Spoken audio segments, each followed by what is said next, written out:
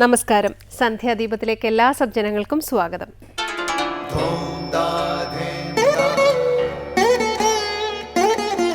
ശുഭം ഭവതു കല്യാണമായുസാരോഗ്യവർദ്ധനം സർവദുഃഖ വിനാശായ സന്ധ്യാദീപം നമോസ്തുതേ. നാമം ജപായനം പുണ്യം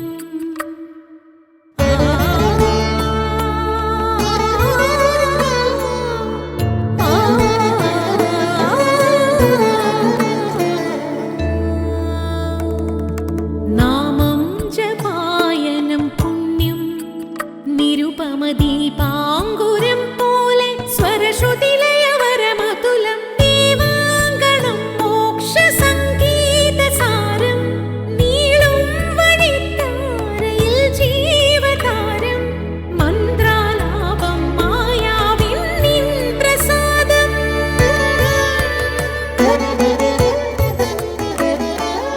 ഇരുൾ നീങ്ങിയുണരുന്ന തെളിനാളദീപം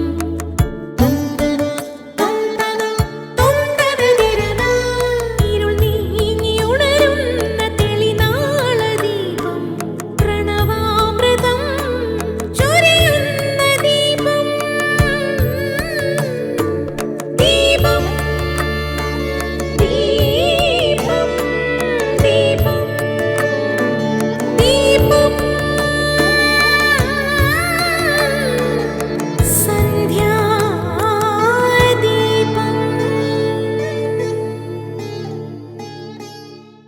ചിന്മുദ്രയോടും പട്ടബന്ധനത്തോടും കൂടിയ ശ്രീ ധർമ്മശാസ്താവിൻ്റെ വിഗ്രഹമാണ് പരശുരാമൻ ശബരിമലയിൽ പ്രതിഷ്ഠിച്ചത് എന്നാണ് ഭൂതനാഥോപാഖ്യാനത്തിൽ പറയുന്നത്. ഇന്ന് നമ്മൾ ദർശിക്കുന്നത് 1950 അഗ്നിബാധയ്ക്ക് ശേഷം പ്രതിഷ്ഠിക്കപ്പെട്ട വിഗ്രഹമാണ്. ചിന്മുദ്ര ധരിച്ച് യോഗപട്ട ബന്ധനത്തോടെ സമാധിയിൽ സ്ഥിതി ചെയ്യുന്ന രൂപത്തിലാണ് ശബരിമല ശാസ്താവിൻ്റെ വിഗ്രഹം. നരസിംഹമൂർത്തിയുടെ യോഗ നരസിംഹ സങ്കല്പത്തിലുള്ള വിഗ്രഹങ്ങളിലും യോഗപട്ട ബന്ധനം കാണാം.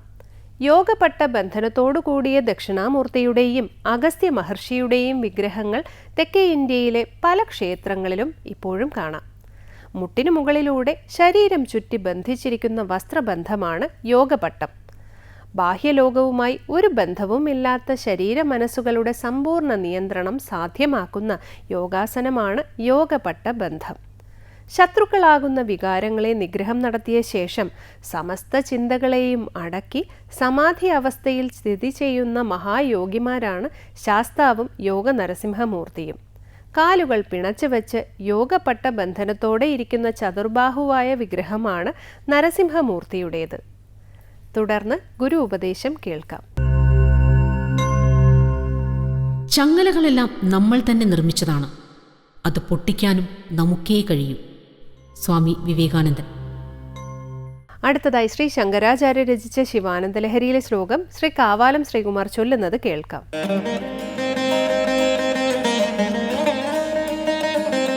ഭൂതാരതാം ഉദവഹത് യദപേക്ഷയാ ശ്രീഭൂതാരയേവ കിമത സുമതേ ലഭസ്വ കേദാരമാകലിതമുക്തിമഹൗഷധീനാം പാദാരവിന്ദഭജനം പരമേശ്വരസ്യ. ഭൂതാരതാമുദവഹത് യദപേക്ഷയാ ശ്രീഭൂതാരയേവ കിമത സുമതേ ലഭസ്വ കേദാരമാകലിതമുക്തിമഹൗഷധീനാം പാദാരവിന്ദഭജനം പരമേശ്വരസ്യ.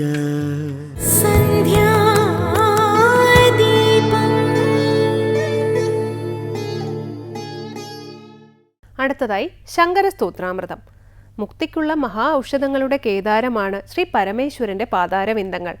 മുക്തിയിലേക്ക് നയിക്കുന്ന സകല സദ്ഗുണങ്ങളും നമ്മിൽ വന്നു ചേരണം. അതുകൊണ്ട് സുമനസേ, നീ ശ്രീ പരമേശ്വര പാദങ്ങളെ ഭജിച്ചാലും എന്ന് പ്രാർത്ഥിക്കുന്ന ശിവാനന്ദലഹരിയിലെ ശ്ലോകം സ്വാമി ചിദാനന്ദപുരി വ്യാഖ്യാനിക്കുന്നത് തുടർന്ന് കേൾക്കാം.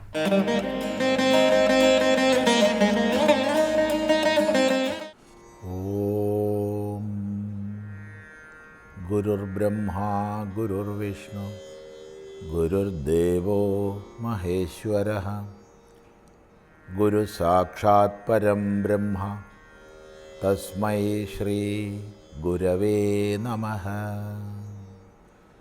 ഓം സദാശിവസമാരംഭാം ശങ്കരാചാര്യമധ്യമാം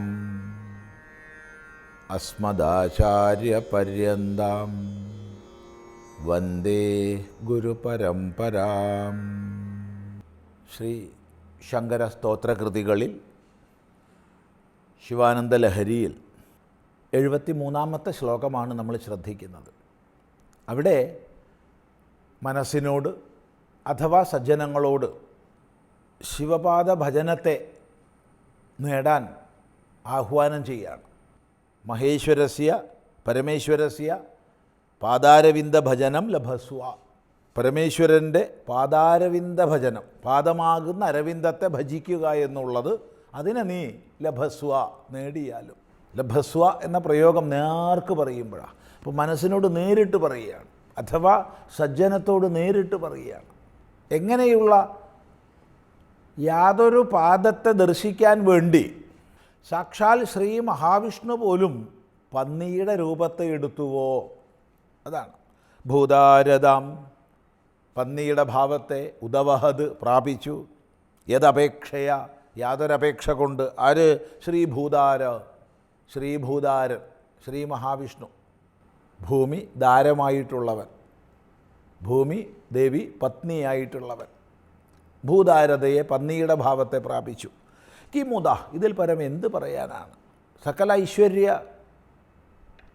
നിധിയായ മഹാവിഷ്ണു, ലക്ഷ്മീപതിയും ഭൂമിപതിയുമായ മഹാവിഷ്ണു ഭഗവത് ദർശന കാംക്ഷ കൊണ്ട് ഒരു പന്നിയുടെ രൂപത്തെ സ്വീകരിച്ചെങ്കിൽ ആ ഈശ്വര ദർശനത്തിന് ഇച്ഛിച്ച് നാം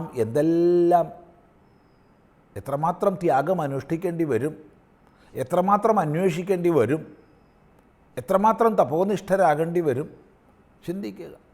കിമുത എന്നുള്ള പദം പിന്നെന്ത്, അതിൽ പരം എന്ത് എന്ന ചോദ്യം അനേക അർത്ഥങ്ങളെ, അനേക സന്ദേശങ്ങളെ നമുക്ക് ബോധിപ്പിക്കുന്നുണ്ട് കിമുത എന്ന പ്രയോഗം. അതുകൊണ്ട് ഹേ സുമതേ, നീ ലഭസ്വ, ലഭിച്ചാലും. എന്താണ് ആ പാദഭജനത്തിൻ്റെ ഫലം എന്നാണെങ്കിൽ, കേദാരമാകലിതമുക്തി മഹൗഷധീനാം. ആകലിതമുക്തി മഹൗഷധീനാം, സങ്കല്പിക്കപ്പെടുന്ന ഇച്ഛിക്കപ്പെടുന്ന സകല മഹൗഷധികളുടെയും കേദാരമാണത് ആ പാദാരവിന്ദം. ഭഗവാന്റെ പാദാരവിന്ദം എന്നുള്ളത് ഒരു കേദാരമാണ്. കേദാരം വയൽ, നെൽവയൽ, കൃഷിഭൂമി. എങ്ങനെയുള്ള, അഥവാ എന്തിൻ്റെ കേദാരം? ആകലിത മുക്തിമഹൗഷധീന, ആകലിതമായ, ഇച്ഛിക്കപ്പെടുന്ന, സങ്കല്പിക്കപ്പെടുന്ന, കണക്ക് കൂട്ടപ്പെടുന്ന മുക്തിയുടെ പ്രാപ്തിക്കുള്ള മഹൗഷധിയാണത്. എല്ലാവരും ജീവിതത്തിൽ ആഗ്രഹിക്കുന്നത് സുഖപ്രാപ്തിയാണ്. എങ്കിൽ പരമാനന്ദപ്രാപ്തി, നിരതിശയമായ നിരപേക്ഷമായ സുഖപ്രാപ്തി, അതാണ് മോക്ഷം, മുക്തി. എല്ലാവരും ആഗ്രഹിക്കുന്നത് ബന്ധനങ്ങളിൽ നിന്നുള്ള മോചനമാണ്, സ്വാതന്ത്ര്യമാണ്. എങ്കിൽ സർവതന്ത്ര സ്വാതന്ത്ര്യമാണ് മുക്തി. അജ്ഞാനത്തിൽ ആരംഭിക്കുന്ന സകല ബന്ധനങ്ങളിൽ നിന്നുമുള്ള മോചനം, ആ മുക്തിയെ പ്രാപിക്കുന്നതിനുള്ള മഹൗഷധം തത്വജ്ഞാനം, തത്വവിജ്ഞാനം. എന്നാൽ ഇവിടെ മഹൗഷധീനാം എന്ന് ബഹുവചനം പറഞ്ഞതുകൊണ്ട് ആ തത്വജ്ഞാനത്തിലേക്ക് നമ്മളെ നയിക്കുന്ന സാധനാവിശേഷങ്ങളെ മുഴുവൻ എടുത്തു പറയാം. വിവേകം, വൈരാഗ്യം, ശമാധിഷട്കം, മുമുക്ഷുത്വം തുടങ്ങിയ സാധനാവിശേഷങ്ങൾ, സകല സദ്ഗുണങ്ങൾ, ഈശ്വരാന്വേഷണത്തിനുള്ളതായ അദമ്യമായ ഇച്ഛാവിശേഷം, ഗുരുപ്രാപ്തി, ശ്രവണം, മനനം, നിധിധ്യാസം എന്ന് വേണ്ട തത്വസാക്ഷാത്കാരത്തിലൂടെ പരമമായ മുക്തിഫലത്തിലേക്ക് ഉയരാൻ എന്തെന്തെല്ലാം അനിവാര്യങ്ങളാണോ അവയെ മുഴുവൻ ഉൾക്കൊള്ളിച്ചുകൊണ്ടാണ് ഇവിടെ ബഹുവചനം മുക്തിമഹൗഷധീനാം എന്ന് പറഞ്ഞത്. മുക്തിക്കായിക്കൊണ്ടുള്ള മഹൗഷധങ്ങളുടെ മുഴുവൻ കേദാരമാണ്, വിളനിലമാണ്, കൃഷിഭൂമിയാണ്, വയലാണ് ഭഗവാന്റെ പാദപത്മങ്ങൾ. അതുകൊണ്ട് അല്ലയോ സുമതി, അല്ലയോ സജ്ജനമേ, അഥവാ അല്ലയോ എൻ്റെ മനസ്സേ, നീ ആ ഭഗവാന്റെ പാദപത്മത്തെ നേടിയാലും, അതിനായിക്കൊണ്ടുള്ള ഭജനത്തെ നേടിയാലും, ഭജ് സേവായാമെന്നാണ്. ആ ഒരു ഭഗവത് പാദസേവ നീ ചെയ്താലും, അതിനെ നീ നേടിയാലും, സാക്ഷാൽ മഹാവിഷ്ണു പോലും അതിനെ നേടുന്നതിന് പന്നിയായിട്ടുണ്ട് എന്നുള്ളത് ചൂണ്ടിക്കാണിച്ചിട്ട് സാധനാമാർഗത്തിലേക്ക്, തത്വാന്വേഷണത്തിലേക്ക് പ്രേരിപ്പിക്കുകയാണ് ഇവിടെ ചെയ്യണത്. നോക്കൂ, ഭൂതാരദാമുദവഹത് യദപേക്ഷയാ ശ്രീഭൂതാരയേവ കിമുത സുമതേ ലഭസ്വ കേദാരമാകലിതമുക്തിമഹൗഷധീനാം പാദാരവിന്ദഭജനം പരമേശ്വരസ്യ. ആ പരമേശ്വര പാദാരവിന്ദ ഭജനം നമുക്കൊക്കെ സാധിക്കട്ടെ, അതിലൂടെ ജീവിതത്തെ ധന്യമാക്കാൻ സാധിക്കട്ടെ എന്ന് സങ്കല്പിക്കുക. തുടർന്ന് അടുത്ത പ്രാവശ്യം ശ്രദ്ധിക്കാം.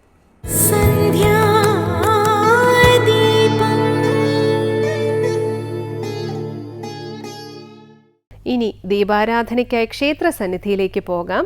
അവിടുത്തെ ഐതിഹ്യങ്ങളും പ്രതിഷ്ഠാവിശേഷങ്ങളും കൂടി അറിഞ്ഞ് ആരതി തൊഴുതു മടങ്ങാം. എല്ലാവർക്കും നമസ്കാരം.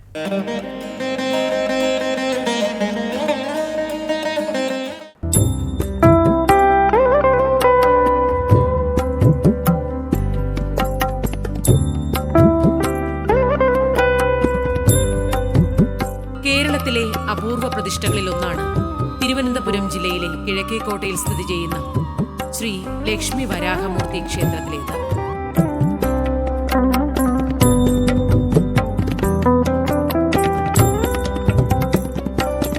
മഹാവിഷ്ണുവിന്റെ മൂന്നാമത്തെ അവതാരമാണല്ലോ വരാഹമൂർത്തി. ഭഗവാൻ അതാത് യുഗത്തിൽ ധർമ്മത്തിന്റെ പുനഃസ്ഥാപനത്തിനായി ഓരോരോ അവതാരം കൈക്കൊള്ളുന്നു.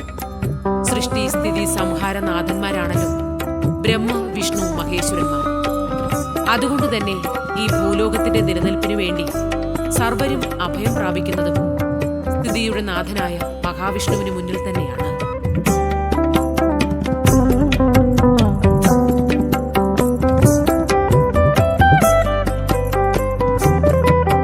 ഹിന്ദു പുരാണങ്ങളിലെ പല കഥകളിലും നാം വായിച്ചിട്ടുള്ളതാണല്ലോ, ഓരോ യുഗങ്ങളിലും ത്രിലോകങ്ങളുടെ നിലനിൽപ്പിന് ഭീഷണിയാവുന്ന പല പ്രതിസന്ധി ഘട്ടങ്ങളിലും വിഷ്ണുവിന്റെ മുന്നിലേക്ക് സർവ്വദേവാദിദേവന്മാരും വന്നണയുന്നത്.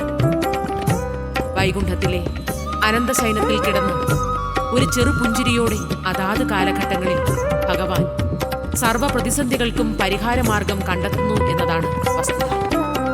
അത് തന്നെയാണ് സർവചരാചരങ്ങൾക്കുമുള്ള ആശ്വാസമാർഗവും.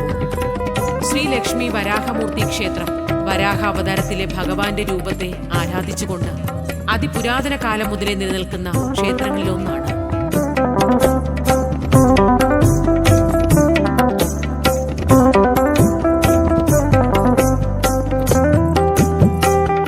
ഇവിടെ ഭഗവാന്റെ ഇടതുവശത്ത് ലക്ഷ്മി ദേവിയും ചേർന്നിരിക്കുന്ന ഇന്ത്യയിലെ തന്നെ അപൂർവമായ പ്രതിഷ്ഠാ സങ്കല്പങ്ങളിലൊന്നാണ്. അതുകൊണ്ട് തന്നെ ഈ ക്ഷേത്ര ദർശനം അതിസവിശേഷതകൾ നിറഞ്ഞ അനുഭവമാണ് നൽകുന്നതെന്നാണ് ഭക്തജനങ്ങളുടെ അഭിപ്രായം. ലക്ഷ്മി ദേവിയുമായി ചേർന്നിരിക്കുന്ന ഭഗവാൻ രൗദ്രഭാവം വെടിഞ്ഞ് സദാ മംഗളരൂപിയായി കാണപ്പെടുന്നുവെന്നതാണ് ഈ ക്ഷേത്രത്തിന്റെ പ്രത്യേകത.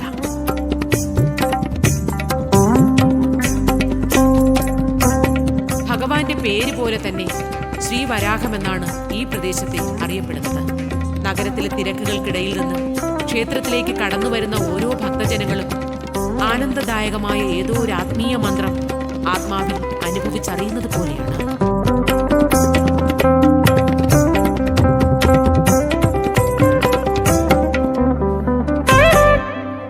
ഉള്ളിലെ നൊമ്പരങ്ങളിലേക്കും ഏകാന്തതകളിലേക്കും മൗനങ്ങളിലേക്കുമൊക്കെ ഒരു കുളിർക്കാറ്റ് വീശുന്നത് പോലെ.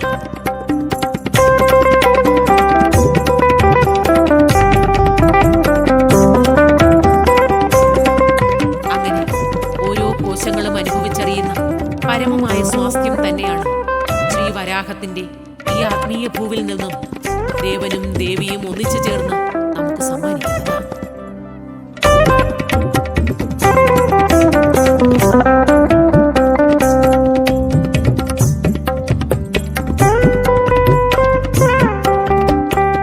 പടിഞ്ഞാറ് ദർശനമായ പൂർണ്ണമായി അത്ര വലുതല്ലാത്ത വളപ്പിൽ ചുറ്റുമതിലിനുള്ളിലാണ് ശ്രീവരാഹ ക്ഷേത്രം സ്ഥിതി ചെയ്യുന്നത്.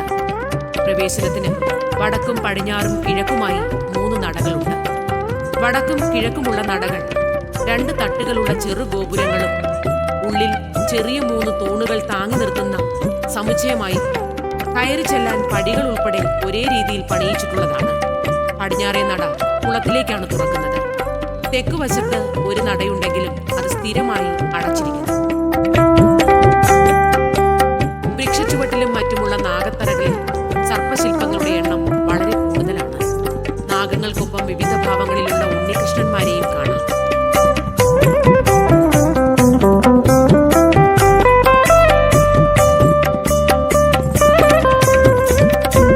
വടക്ക് കിഴക്ക് ഭാഗത്ത് പടിഞ്ഞാറ് ദർശനമായുള്ള വെവ്വേറെ അറകളിലായി നാഗരാജാവും നാഗയക്ഷിയും അവർക്ക് പിറകിൽ ഒരു നാഗത്തറയുമുണ്ട്.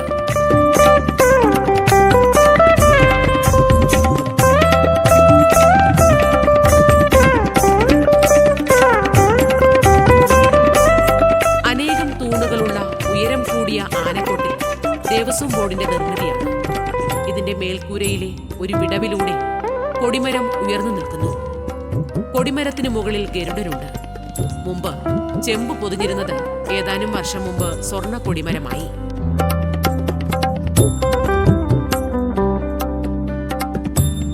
മരം കൊണ്ടുള്ള അഴികൾക്കുള്ളിലാണ് ബലിക്കല്ല്.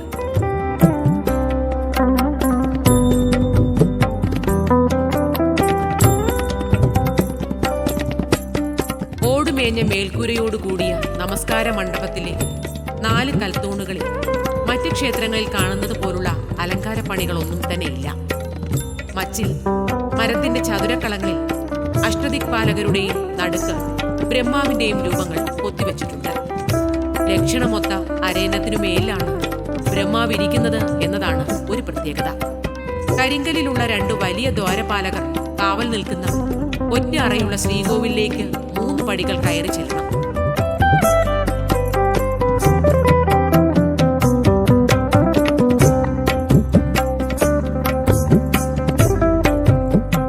ശ്രീകോവിൽ വൃത്താകൃതിയിലാണെങ്കിലും ഉള്ളിലെ ഗർഭഗൃഹം സമചതുരമാണ്. ചെമ്പ് തകിടുകൾ കൊണ്ടാണ് മേൽക്കൂര മേഞ്ഞിട്ടുള്ളത്.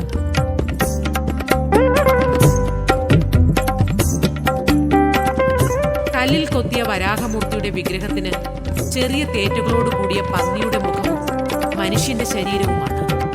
ഇടത്തെ മടിയിൽ ശ്രീദേവി അഥവാ ലക്ഷ്മി ദേവി ഇരിക്കുന്നു. അതുകൊണ്ട് ശ്രീവരാഹത്തിന്റെ ഒറ്റ പ്രതിമയാണത്. ഇവിടെ ശ്രീ എന്നത് ലക്ഷ്മിയെ സൂചിപ്പിക്കുന്നു. പഴയ രചനകളിൽ ദേവനെ വരാഹമൂർത്തി എന്നും ക്ഷേത്രകുളത്തിനെ വരാഹ തീർത്ഥമെന്നുമാണ് പരാമർശിച്ചിട്ടുള്ളത്. ദേവിയെക്കുറിച്ചുള്ള സൂചനകളില്ലായിരുന്നു. കാലം കടന്നുപോകെ ആ കുറവും പരിഹരിക്കപ്പെട്ടു.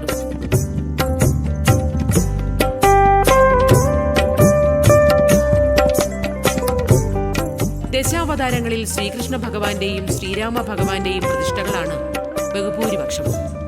വരാഹ പ്രതിഷ്ഠകൾ വളരെ കുറവാണ്. ഐശ്വര്യദേവതയായ ശ്രീദേവിയോടൊപ്പമുള്ള പ്രതിഷ്ഠകൾ തീരെ ദുർലഭവും. ശ്രീദേവിയുടെ സാന്നിധ്യം ദേവനെ ശാന്തരൂപനാക്കുന്നു. കോപപ്രകൃതി കൈക്കൊള്ളുന്ന വ്യാഴാഴ്ചകളിൽ ഒഴിച്ച് മറ്റെല്ലാ ദിവസങ്ങളിലും ഈ രീതിയിലാണ് അദ്ദേഹത്തെ പൂജിക്കാറുള്ളത്.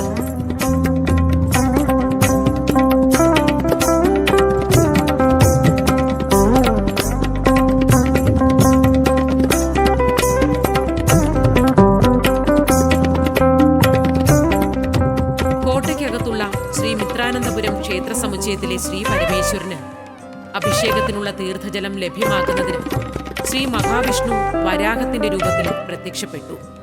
അതിന്റെ തേറ്റകൾ കൊണ്ട് മണ്ണിൽ കുഴിച്ചപ്പോൾ മിത്രാനന്തപുരം എന്നറിയപ്പെടുന്ന ഒരു വലിയ കുളമുണ്ടായി. സൃഷ്ടിയുടെ സവിശേഷത കൊണ്ട് കുളത്തിന് തീർത്ഥത്തിന്റെ സംശുദ്ധി കൈവന്നു. ഇന്നും കുളത്തിനടിയിലെ മണൽ ക്ഷേത്ര ചടങ്ങുകൾക്ക് ഉപയോഗിക്കുന്നതിലൂടെ ശ്രീ പത്മനാഭസ്വാമി ക്ഷേത്രത്തിലെ ഉത്സവവുമായി അത് ബന്ധപ്പെടുന്നു.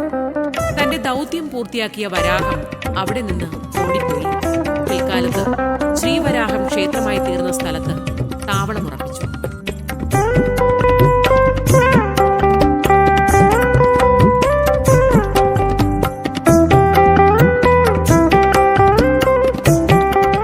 പഞ്ചപൂജ പാരമ്പര്യമാണ്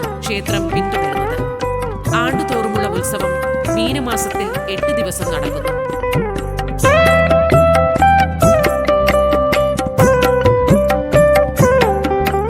ഇന്ത്യയിൽ ആകമാനമുള്ള വിഷ്ണു ക്ഷേത്രങ്ങളിലെ അപൂർവം ചിലതൊഴിച്ച് പുണ്യദിനമായ വൈകുണ്ഠ ഏകാദശിക്ക് വെള്ളിയിലുള്ള ശ്രീവരാഹ വിഗ്രഹം പുറത്തു കൊണ്ടുവന്ന് നമസ്കാര മണ്ഡപത്തിൽ മനോഹരമായി അലങ്കരിച്ച ഒരു തൊട്ടിലിൽ വച്ച് പൂജിക്കുന്നു. ഈ ഒരു അവസരത്തിൽ മാത്രമാണ് പൊതുജനങ്ങൾക്ക് നേരിട്ട് പൂജിക്കാനുള്ള അവസരം ലഭിക്കുന്നത്.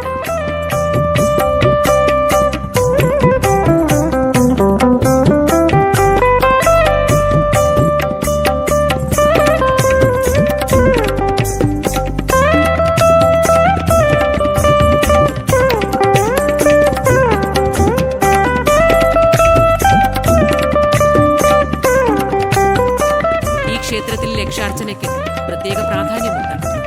പൂജാരിമാർ ഗർഭഗൃഹത്തിനുള്ളിലിരുന്ന് പ്രധാന വിഗ്രഹത്തിന് നേരിട്ട് അർച്ചന നടത്തുന്നു. തീർച്ചയായും ഇതൊരു അപൂർവത തന്നെയാണ്. ശ്രീവരാഹ തീർത്ഥമെന്നറിയപ്പെടുന്ന വിശാലമായ ക്ഷേത്രകുളമാണ് ശ്രീവരാഹത്തിന്റെ ഏറ്റവും വലിയ പ്രത്യേകത. ജില്ലയിലെ തന്നെ ഏറ്റവും വലിയ ക്ഷേത്രകുളം എന്നത് ഈ പ്രദേശത്തെയാകെ കുളിർമയുള്ളതാക്കുന്നു.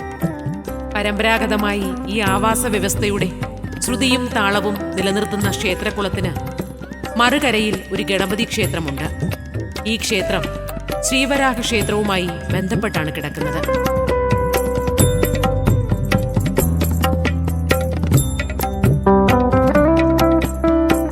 ക്ഷേത്രത്തിന് നടുക്കായി മനോഹരമായ ഒരു മണ്ഡപവും നിലനിൽക്കുന്നു.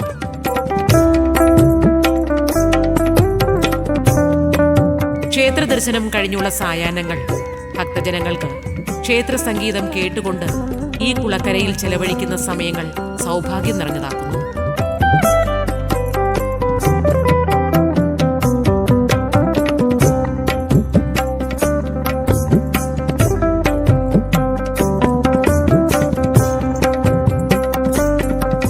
വേണാടിന്റെ ആധുനിക യുഗത്തിന് തുടക്കം കുറിച്ച അനിഴം തിരുനാൾ മാർത്താണ്ഡവർമ്മയുടെ സംഭവബഹുലമായ ഭരണകാലത്താണ് ക്ഷേത്രം സ്ഥാപിക്കപ്പെട്ടതെന്ന സിദ്ധാന്തം ശരിയല്ലെന്നും അതിന് വളരെ വളരെ മുമ്പ് മുതൽ ഇതിവിടെ നിലനിന്നിരുന്നുവെന്നും സ്ഥാപിക്കുന്ന രേഖകളുണ്ട്.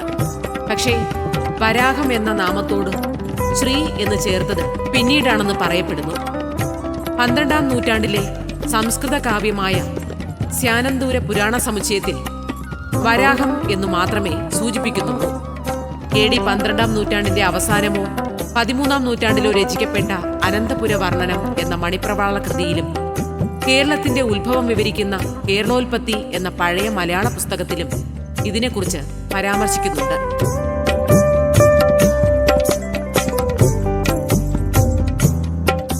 അങ്ങനെ അപൂർവങ്ങളിൽ അപൂർവങ്ങളായ ശ്രീ ലക്ഷ്മി വരാഹമൂർത്തി ക്ഷേത്ര ദർശനം ആത്മാവിൽ ശാന്തിയുടെ സങ്കീർത്തനം നിറയ്ക്കുമ്പോൾ ഭഗവാന്റെ അവതാര രൂപങ്ങളിലൂടെ ആത്മാവ് സഞ്ചരിച്ചുകൊണ്ടിരിക്കുന്ന ആനന്ദലഹരിയിലേക്ക് ദീപപൂജകൾ നിറയുകയായി.